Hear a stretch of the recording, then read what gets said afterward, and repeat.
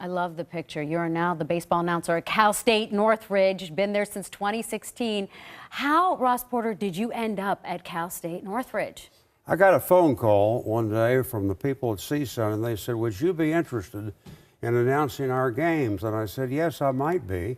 Why don't we talk about it? So we had a meeting, and at the meeting, everything went well.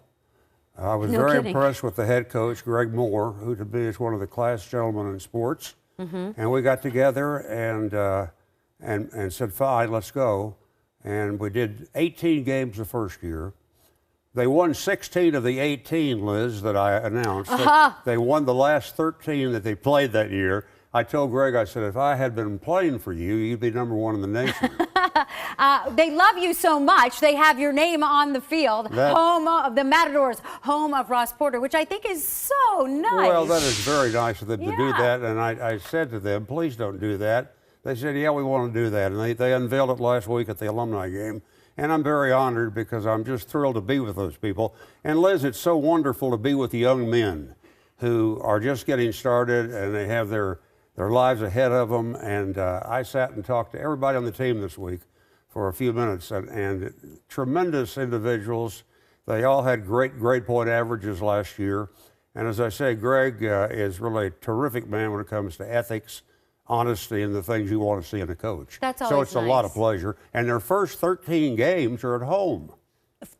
There you go. Yeah, so they're going to be 13-0 by the time we're done with this run. But you know, they don't have lights at Northridge, but they're building them. They'll have them next year.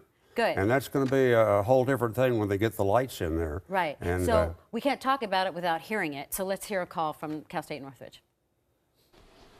Won't often use the slurve. When he does, it's 74, 75, 76. And a good changeup, 76 to 79. Here it comes. Swing and a drive to left field. Weiss comes up, falls in front of him for a base hit. Coming home to break the tie. Rucano, and it's 2-1. Now, do these kids understand who you are? That's a very good question. No, they don't, and that was one reason I wanted to meet with them individually this past week, because they were going to say, hey, who's that guy that's always hanging around here during the home games? Right. And it was wonderful to sit and talk to each one of them, shake their hands. And they now know who I am. Did any of them have any good questions for you about maybe Fernando or anybody on the Dodgers? They're not quite there yet. No, maybe after they see this interview, they'll understand that's somewhere they need to be. So. I hope so. We've got their schedule for the first 13 games. And wow, if we pop that up, where can we hear you? Where can we see this? You get us on smartphone or on computer. It's gomatadors.com. That you could pick up. I'm doing 30 home games. And the shocking thing to me, Liz, was the first year I would do a game and come out of the press box and parents would come up to me and say, thank you very much for what you said about Charlie.